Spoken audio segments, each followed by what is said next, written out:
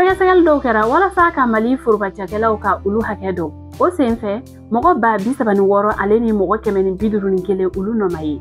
An balima aw bisimila an bɛ l'actu ka don kibaru kɛnɛ kan. Bi kibaru minnu b'an bolo ka da kulo kan o de ye Assises nationales senfɛ hakilina minnu tara walasa ka se ka sɛgɛsɛgɛli kɛ Mali forobacakɛlaw olu kun kan.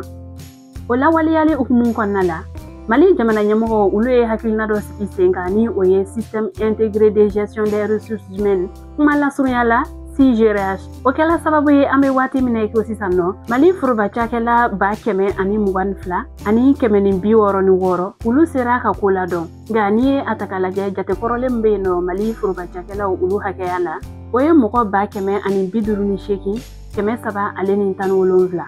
O bɛ na ni furancɛ dɔ ye u ɲɔgɔn cɛla la mun bɛ taa mɔgɔ 36,000 la ale ni 151. Utukalo tile 15 san 2025 ministre de la refondation ale ye ni rapport di jamana ɲɛmɔgɔ ma. O de kɛla sababu ye ka se ka ni jate ninnu bɛɛ la kodɔn. Mali jamana ɲɛma ale ye a yɛrɛ ka fɔ ko jate fɔlɔ min kɛra ko a bɛ se ka kɛ maa dɔw bɛ olu ma se ka u yɛrɛ kofɔ o kɔnɔna la. K'aw ladɔnniya ka fɔ ko nin baara ninnu u bɛɛ lajɛlen tun bɛ ka kɛ ni carte biométrique de ye.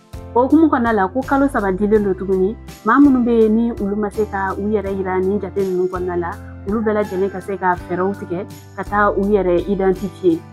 Nka jate fɔlɔ min kɔni sɔrɔla ni o ye mɔgɔ 30,000 ye ko n'i ye olu musaka jate minɛ k'a lajɛ ko a bɛ taa CFA wari o miliyari 48 san kɔnɔna la. Mali jamana ɲɛmɔgɔ a tilala fɛnɛ k'a yɛrɛ ka fɔ ko nin kalo 3 min dilen filɛ ni mɔgɔw ma u ka taa u yɛrɛ kofɔ u ka cakɛdaw la ko n'o tɛmɛla ka sɔrɔ maa minnu kɔni ma taa yɛrɛ kofɔ ninnu na ni u ka carte biométrique ye ko nɔma ye mɔgɔ la ko ninnu bɛɛ lajɛlen ka sara wariw bɛ na tigɛ ko sabula a bɛ na kɛ i n'a fɔ sara wari bɛ ka taa mɔgɔ fu tɔgɔ la. Hali bi ni wulikajɔ hukumu kɔnɔna la Mali jamana ɲɛmɔgɔ ale ye ministre caman fara ɲɔgɔn kan fo ka taa se premier ministre ma ale ni ministre de l'administration territoriale ani ministre de l'économie et des finances, ministre de la fonction publique ale ni ministre de la refondation et chargé des relations avec les institutions. Kuma ɲɔgɔnya tɛmɛla ninnu ni jamana ɲɛmɔgɔ cɛ k'a sababuya kɛ mɔgɔ 36,000 minnu ma ko ladɔn fɔlɔ. Wa donna nataw la hakilina kuraw bɛ na tale ni ma ko ladɔnbali ninnu na forobacakɛyɔrɔw la.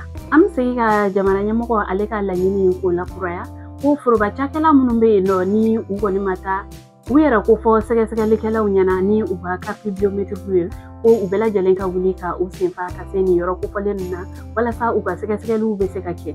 Ni o tɛ kalo 3 nin kɔfɛ o mɔgɔ bɛɛ lajɛlen bɛ se ka u ka sara wariw tigɛlen wa ko wɛrɛw fana bɛ se ka bɔ a kɔfɛ donna nataw la hakilila wɛrɛ minnu mana sɔrɔ olu la an b'o da u tulo kan.